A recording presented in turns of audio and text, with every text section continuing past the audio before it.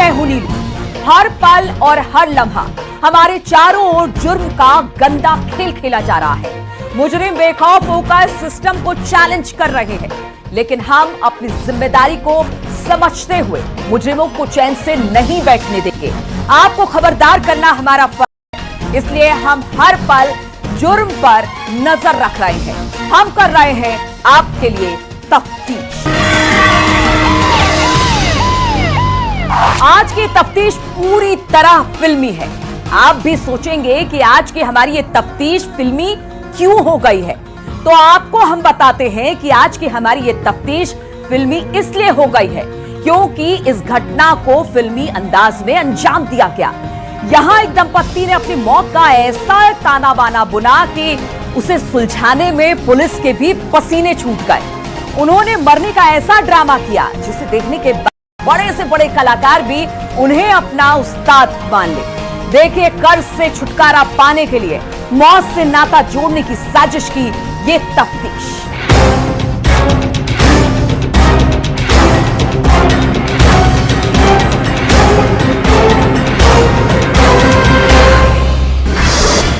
मौत की खतरनाक साजिश,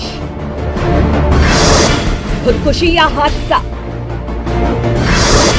मौत का रहस्य, फिल्मी अंदाज में कार हादसा।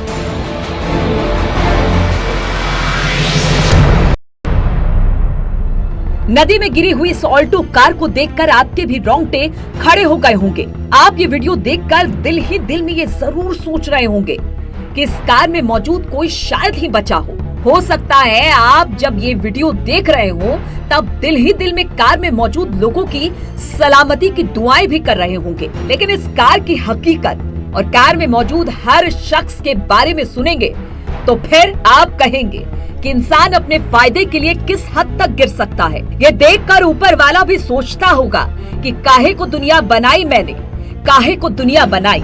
जम्मू कश्मीर के जिला डोडा पिछले साल 20 दिसंबर को कार हादसे का शिकार हुई थी। कार दरियाई चिनाब में गिर गई थी। उस गाड़ी में एक ही खानदान के 3 लोग सवार थे और तीनों लोगों की मारे जाने की खबर सामने आई थी। ये तीनों जिला डोडा के भद्रवा के मंगोई इलाके के रहने वाले थे।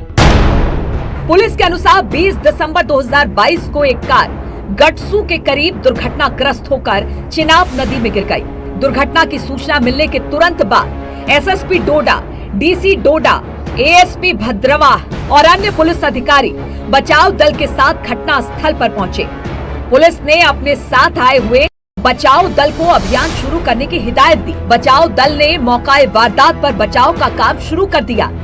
घटना स्थल से पुलिस को कार की टूटी हुई नंबर प्लेट, 2 पहचान पत्र, एक ड्राइविंग लाइसेंस मिला। ये 20 दिसंबर को हमें एक इन्फॉर्मेशन मिली है मॉर्निंग में कि एक छोटी कार है, ऑल्टो कार, उसका एक्सीडेंट हुआ है चिनाब रिवर के किनारे गटसू जगह पे। वहाँ इतला मिलते ही जब जो सभी रेस्क्यू टीमें और पुलिस की टीम वगैरह मौके पे पहुंची। पुलिस के अनुसार घटना स्थल से ही कुछ और चीजें बरामद हुई, जिनमें मुख्य रूप से भद्रवाह निवासी मंजीत सिंह का ई श्रम कार्ड और पर्स बरामद हुआ।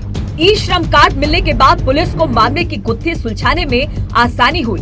पुलिस ने अपनी तफ्तीश आगे बढ़ाई तो ये पता चला कि जो कार दुर्घटनाग्रस्त हुई है वो कार भद्रवाह निवासी मंजीत सिंह की है। हमें कुछ 3 चीजें वहाँ से मिली। एक इनके जो कार्ड्स थे, आधार कार्ड और ड्राइविंग लाइसेंस, एक लेडी का पर्स मिला और एक बच्ची की जैकेट मिली।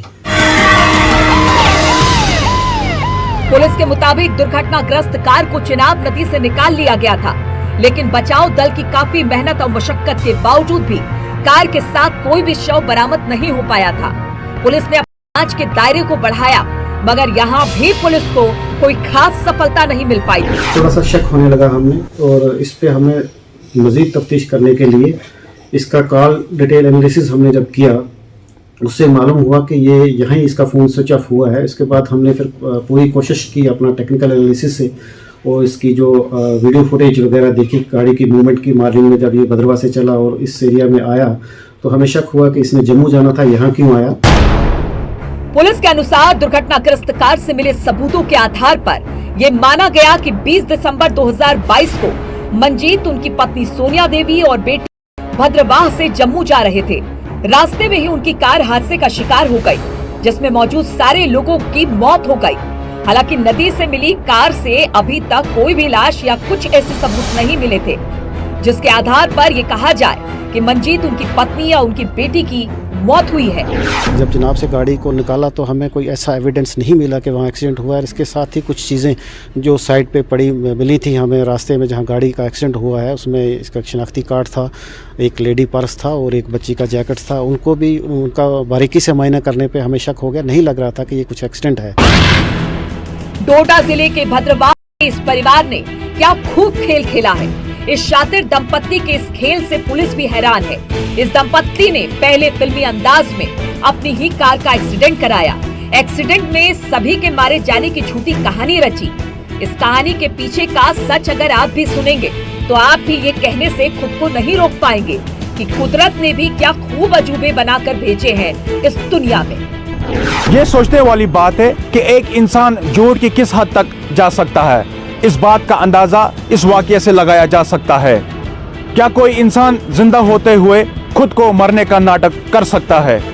अब तक का ये आप में बिल्कुल अजूबा है। इस पूरे घटना की अब डोडा के साथ हरियाणा तक में खूब चर्चा है। दरअसल 20 दिसंबर को डोडा के गटसू में चिनाब नदी में एक ऑल्टो कार गिर गई थी। इसमें पति पत्नी और उनकी बच्ची के डूबने की बात सामने आई थी। उनकी खोज के लिए कई दिनों तक अभियान चलाया गया। सबको लग रहा था कि शायद इनकी लाशें चिनाब में बहती हुई कहीं से कहीं पहुंच गई होगी, लेकिन पुलिस इतनी आसानी से ये बात मानने को तैयार नहीं थी। उसने अपनी तफ्तीश के घोड़े दौड़ाए और आखिर इन्हें बरामद किया जिंदा। पुलिस ने तीनों को हरियाणा से बरामद कर पूरे मामले में एक नया ट्विस्ट पैदा कर दिया। पहले तो सबको ये लगा कि ये कार हादसे का शिकार हुई है, लेकिन पुलिस की तफ्तीश में जो कुछ भी सामने आया उसके अनुसार कार हादसे का शिकार नहीं हुई थी, बल्कि ये हादसा ही पूरी तरह ड्रामाई था। ये फाइनेंशियली काफ़ी इस पे कर्जा था। इसके 2-3 वारंट भी निकले थे JMIC अखनूर से, जिनको वारंट को एग्जीक्यूट करने के लिए हमें चिट्ठी भी लिखी थी वहाँ के मजिस्ट्रेट ने, वो भी एग्जीक्यूट होने थे। 19 तारीख को इसको कोर्ट में पेश होना था, ये वहाँ नहीं हुआ। 20 तारीख को ये वाक़ा पेश हुआ। हमें पूरा शक हुआ कि इसमें कुछ गड़बड़ है। पुलिस के अनुसार जिनकी कार एक्सीडेंट हुई थी उस शख्स ने कई बैंकों से कर्ज लिए थे। अब उनकी माली हालत ऐसी नहीं थी कि वो बैंकों के साथ साहूकारों का कर्ज आसानी से चुका सके। इस स्थिति में उनके शातिर दिमाग में एक खतरनाक प्लान आया। कर्ज चुकाने से बचने के लिए अपनी और अपने परिवार की मौत का नाटक किया। पुलिस के मुताबिक डोडा के गटसू इलाके के पास चिनाब नदी में कार समेत डूबने का नाटक करने वाले दंपत्ति को उनकी बेटी के साथ हरियाणा से गिरफ्तार कर लिया गया है। SSP का डोडा का यही कहना है कि जो मंजीत सिंह है उन्होंने लोन लिया था और लोन का कर्ज बैंक को ना चुकाने की वजह से वो काफ़ी कर्ज में डूब चुके थे और उसके बाद ही इन्होंने ये इस तरह प्लानिंग बनाई थी गाड़ी को दरियाई चिनाब में डालने की, और ताकि लोगों को ये लगे कि इनका एक्सीडेंट हुआ है और उसके बाद ही जो है ये बच सकते। पुलिस दल को जांच के दौरान घटनास्थल से कुछ ऐसे साक्ष्य मिले जिसके आधार पर उसने अपनी तफ्तीश का दायरा बढ़ाया। इसके बावजूद भी तीनों का कोई अता पता नहीं चल पा रहा था। इस पर पुलिस ने साइबर सेल की मदद ली। ऐसे में साइबर सेल की मदद से उस परिवार के फोन को सर्विलांस कर लिया गया। इसके बाद ही मंजीत को हरियाणा के पंचकुला में ट्रेस किया गया। फिर JK पुलिस ने हरियाणा पुलिस की मदद से पंचकुला से मंजीत सिंह, उसकी पत्नी और बच्ची को हिरासत में लिया। इसकी जो लोकेशन है वो पंचकुला हरियाणा में लोकेट हुआ। ये तुरंत मैंने एक टीम तैयार की पुलिस की। उसमें चौकी अफसर जो भाला हैं अंकुश, ये हेड कर रहे थे, इनको वहाँ भेजा। हरियाणा पुलिस के साथ तालमेल हमारा बना। हरियाणा पुलिस की मदद से हमने पंचकुला से एक फैक्ट्री से इसको और इसकी फैमिली को रिकवर करके लाया। पुलिस के अनुसार जम्मू कश्मीर पुलिस ने हरियाणा पुलिस की मदद से तीनों को अभयपुरा गांव फेज 1 पंचकुला हरियाणा से लाश के रूप में नहीं बल्कि जिंदा पकड़कर बरामद किया। अब मंजीत सिंह, उसकी पत्नी और बच्ची जम्मू कश्मीर पुलिस की गिरफ्त में है। पुलिस ने उन लोगों पर धोखाधड़ी, पुलिस को गुमराह करने और कानून संबंधित धाराओं के तहत मुकदमा दर्ज करके आगे की तफ्तीश शुरू कर दी है। इस पे FIR हमारी 182/2022 लॉन्च हुई है और उसी की हम इन्वेस्टिगेशन करते हुए आगे हम रेलेवेंट प्रोविजन जो आते हैं उसके तहत कार्रवाई करेंगे। इस तरह के बैंक के साथ फ्रॉड के मामले की खबरें कहीं न कहीं से तो सामने आती है, मगर ये अपने आप में बिल्कुल नया तरीका है। अब तक फिल्मों में ही इस तरह की घटनाएं देखने को मिलती थी। इस पर आम लोगों की भी अलग अलग राय है। कुछ लोगों का इस मामले में ये कहना है कि बैंकों की तरफ से लोगों पर बढ़ते दबाव के कारण लोग इस तरह का कदम उठाने को मजबूर हो रहे हैं। कर्जा उतना ज्यादा नहीं था कि उतना बड़ा काम करना पड़ता, लेकिन हो सकता है कि उसने इस कर्जे से बचने के लिए एक आसान से एग्जिट ढूंढ निकाला। उसने कहा कि चलो मैं मौत का एक ड्रामा रचूंगा और उसके बाद अपने परिवार के साथ जो है वो जम्मू कश्मीर से बाहर चला जाऊंगा, तो शायद ना सिर्फ मेरा कर्जा माफ होगा बल्कि मैं आइंदा जो मेरी जिंदगी है वो एक नए तरीके से, नए ढंग से जीऊंगा। वहीं दूसरी तरफ कुछ लोगों की राय अलग है। उनका कहना है कि इंसान को अपनी चादर देखकर ही अपना पैर फैलाना चाहिए। जब मंजीत को पता था कि उसकी आमदनी इतनी नहीं है, तो फिर उसे इतनी बड़ी रकम कर्ज लेने की क्या जरूरत थी? वजह कुछ भी हो, आपको जो है मुश्किलात का सामना करना पड़ेगा, हिम्मत रखनी पड़ेगी। कानून से, पुलिस से और भगवान से इस तरह से आप जो है दूर छुप करके नहीं बैठ सकते हो। हर बुरे की सजा जरूर मिलती है। अब मंजीत और उसकी पत्नी पुलिस की गिरफ्त में है। उन पर कई मुकदमे भी दर्ज हो चुके हैं। उन्होंने जो कुछ भी किया वो तो हर नजरिए से गलत है, जिसको किसी भी रूप में सही नहीं ठहराया जा सकता। इस पर भी गौर करने की जरूरत है कि बहुत सारे लोग क्यों कर्ज के बोझ तले जुर्म की ओर बढ़ जाते हैं, क्यों नहीं उनकी समाज सहायता करता है। कारोबार में नफा होता है तो हर तरह का टैक्स भरना पड़ता है, लेकिन जब घाटा होता है तो व्यापारी अकेला क्यों रह जाता है। इस तरह के सभी सवालों के बीच ये भी सच है, चाहे हालात जैसे भी हों, अपराध की ओर बढ़ना गलत है। सही इंसान तो वही है जो हर मुश्किल का डट कर मुकाबला करता है। मंजीत से भी यही चूक हुई और उसने अपने साथ साथ अपने परिवार को भी डुबो दिया। मुजरिम चाहे कितना भी शातिर क्यों ना हो, लेकिन उसकी शातिराना चाल का कहीं तो अंत होता ही है। हर जुर्म का हिसाब होता है। मुजरिम क्यों ना चालाकी और सफाई के साथ जरायम को अंजाम दे, मगर वो अपने पीछे सबूत जरूर छोड़ जाता है। इस शातिर ने तो सिस्टम को चूना लगा दिया था, मगर पुलिस भी पुलिस ही होती है। सच कहा है कि कानून के हाथ लंबे होते हैं। कानून से किसी भी मुजरिम का बच पाना मुश्किल ही नहीं बल्कि नामुमकिन होता है। पुलिस की तफ्तीश में अब सब कुछ दूध का दूध और पानी का पानी हो चुका है। तफ्तीश के लिए जम्मू कश्मीर डोडा से मैं आतिफ लोन। तफ्तीश अभी जारी है, कहीं नहीं जाइएगा। हम लौट कर आते हैं, जारी रखेंगे तफ्तीश। हमारी बेटियां कब तक, आखिर कब तक इस जालिम समाज का शिकार बनती रहेंगी? हव्वा की बेटियों पर कब तक जुल्म और सितम के पहाड़ टूटते रहेंगे? जो समाज सीता, दुर्गा, काली, लक्ष्मी की पूजा करता है, वही समाज इन बेटियों को अपनी अना की वजह से मौत की नींद भी सुला रहा है। हमारी बेटियां कब तक मर्दों की मर्दानगी का शिकार होती रहेंगी? मर्द समाज कब तक इस आधी आबादी को मारता रहेगा? या फिर ऐसे ही इन औरतों को अपनों के ही बीच में मौत का निवाला बनते रहना होगा? हर हाल में मरना तो औरतों को ही है। क्या औरतों पर हो रहे जुल्म और अत्याचार का अंत है भी या नहीं? देखिए हैवानियत से भरे समाज को बेनकाब करती ये तफ्तीश।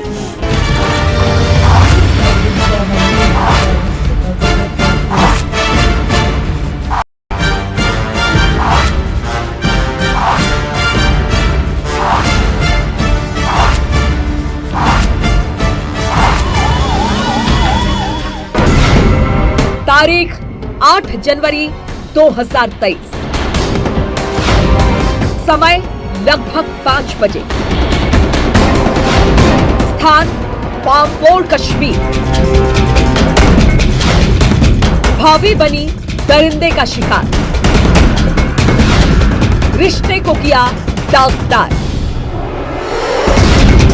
हैवान देवर, ये भी लोग अपनी बेटी की मैयत पर आंसू बहा रहे हैं। इनकी बेटी अपनों के ही सितम का शिकार है। इन घर वालों का आरोप बेटी के ससुराल वालों पर है कि उन्होंने उनकी बेटी को मौत के घाट उतार दिया।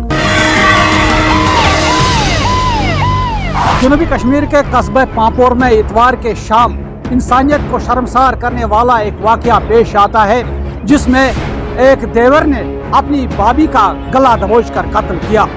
पुलिस के मुताबिक इस दरिंदा सिफत इंसान अल्ताफ अहमद गनाई ने जो ही अपनी भाभी को कमरे में अकेले पाया तो इसने इससे असलरेजी करने की कोशिश की। तहम जब खातून ने आया और अल्ताफ ने इसका गला दबोचकर इसकी हत्या की। पुलिस के अनुसार 8 जनवरी को लगभग 5 बजे पुलिस को खबर मिली कि एक महिला की लाश मिली है, जिसकी पहचान रोजी जान पति मुजफ्फर अहमद गाय निवासी पापोर के रूप में हुई है, जिसकी उम्र लगभग 40 साल है। महिला के ससुराल वाले SDH पापोर लेकर गए हैं। हालांकि महिला की अस्पताल पहुंचने से पहले ही मौत हो चुकी थी। महिला की मौत संदिग्ध थी, इसलिए पापोर पुलिस ने इस मामले की तह तक पहुंचने के लिए CRPC 174 के तहत एक मामला दर्ज किया। इसके लिए एक विशेष टीम का भी गठन किया गया। अवंतीपोरा पुलिस ने पापोर के कत्ल की गुत्थी को कुछ घंटों में सुलझा लिया। पुलिस की इस तेज तर्रार कार्रवाई से आम जनता का पुलिस के प्रति विश्वास बढ़ा। पुलिस ने भाभी के कत्ल के मामले में उसके देवर को गिरफ्तार किया है। सबसे बड़ी हैरानी की बात ये कि जब पुलिस लाश लेकर अस्पताल पहुंची तो आरोपी देवर भी उनके साथ था, ताकि किसी को उस पर कोई शक ना हो। पुलिस ने अपनी तफ्तीश की शुरुआत की। तफ्तीश के लिए पुलिस ने मृत महिला के पति के साथ ससुराल के कई लोगों को तलब किया। पूछताछ के लिए महिला के घर वालों को भी बुलाया गया। स्पेशल इन्वेस्टिगेशन टीम ने अधिक पूछताछ के लिए मृत महिला के देवर अल्ताफ अहमद गनाई को हिरासत में लेकर पूछताछ शुरू की। जब ये घिनौना काम इसने अंजाम दिया, अगर किसी ने इसके ऊपर फिर कमल भी रखी है तो वो भी इक्वली इसमें रिस्पॉन्सिबल है इस मर्डर केस में। तो सबको कड़ी से कड़ी सजाई मौत मिलनी चाहिए, खासकर इस अल्ताफ अहमद जिसने इस हमारी बहन को इतनी बेरहमी से मारा है। जिस दिन ये खबर आई बहुत दुख हुआ, क्योंकि वो भी हमारी बेटी थी, हमारी बहन थी। ऐसा नहीं था, ऐसा होना नहीं चाहिए, लेकिन हो गया। ये बहुत बदकिस्मती का मुकाम है कि यहाँ ये कत्ल हुआ और अपने ही घर के देवर ने उस औरत को कत्ल किया। पुलिस के अनुसार देवर ने पुलिस को दिए अपने बयान में ये स्वीकार किया कि उसी ने अपनी भाभी का कत्ल किया है। पुलिस के मुताबिक वो अपनी भाभी पर गलत नजर रखता था। उस दिन जब उसकी भाभी अपने घर में अकेली थी, उसने उसे अपनी हवस का निशाना बनाने की कोशिश की। पुलिस के अनुसार जब उसकी भाभी ने उसकी इस शर्मनाक हरकत का विरोध किया तो वो गुस्से से अपना आपा खो बैठा और गला दबाकर उसका कत्ल कर दिया। हमारी सोसाइटी में अब ऐसे बुरे काम और गंदे काम किए जा रहे हैं जिसमें बिल्कुल अपने करीबी रिश्तेदार मुलव्वस होते हैं। हालिया एक जो वाक़ा हमारे सब डिस्ट्रिक्ट पुलवामा में हुआ, पापोर में हुआ, जिसमें एक देवर ने अपनी भाभी जो मां समान होती है उसकी असमत को तार-तार करने की कोशिश की और उसके साथ ही उसका गला घोंटकर उसका कत्ल कर दिया गया। पुलिस के अनुसार आरोपी गनाई अपनी भाभी की हत्या करने के बाद फरार हो गया। जब मृत महिला की 11 वर्षीय बेटी घर पर आई तो उसने अपनी मां को मुर्दा हालत में देखकर आसपास के लोगों को इकट्ठा किया। ये सब देखकर आरोपी अल्ताफ अहमद गनाई भी आया। बेशर्मी और बेहिसी की इंतहा ये कि सभी के सामने आरोपी गनाई भी रोने का नाटक करता रहा। वहां मौजूद लोगों को क्या पता था कि उनके बीच में ही असली कातिल मौजूद है। अब जरूरत इस बात की है कि समाज को ऐसे दरिंदों और भेड़ियों से जितनी जल्दी हो सके पाक साफ किया जाए। जिनके अंदर अपने रिश्तों की कोई कदर नहीं, वो इंसान तो नहीं हो सकता। ऐसे लोग जहनी मरीज होते हैं, उनके मर्ज का इलाज बहुत जरूरी है। ऐसे लोगों पर हमेशा नजर रखनी होगी। ये सबकी जिम्मेदारी है कि अगर कोई ऐसा दरिंदा दिखे तो उसकी खबर तुरंत पुलिस को दे। आसपास के लोग आनन फानन में महिला को अस्पताल लेकर आए, जहां डॉक्टरों ने उसे मृत घोषित कर दिया। 44 साल का आरोपी अल्ताफ अहमद गनाई पेशे से एक ड्राइवर है जो अभी तक गैर शादीशुदा है, वो भी इसी घर में रहता है। सबसे बड़ी हैरानी की बात ये कि जब लाश को अस्पताल ले जाया जा रहा था तो आरोपी भी लाश के साथ अस्पताल भी गया था। आरोपी ने ऐसा इसलिए किया ताकि उस पर किसी को इस कत्ल में मुलव्वस होने का शक ना हो। ऐसे शैतान भी समाज में मौजूद है। ऐसे दरिंदों को दबोच लेना ये तो पुलिस का काम है, जो SDF साहब, इम्तियाज साहब की टीम में ये उसने इस काम को बड़ी अच्छी खूबी से निभाया। We are proud of such officers. Government को भी चाहे ऐसे ऑफिसरों की शाबाशी करे, इनको रिकॉग्नाइजेशन दे, इनको अप्रिसिएशन दे, ताकि इनका मॉरल बूस्ट हो जाए। पुलिस के अनुसार आरोपी अल्ताफ अहमद गनाई के खिलाफ संबंधित धारा में एक मुकदमा दर्ज किया गया है।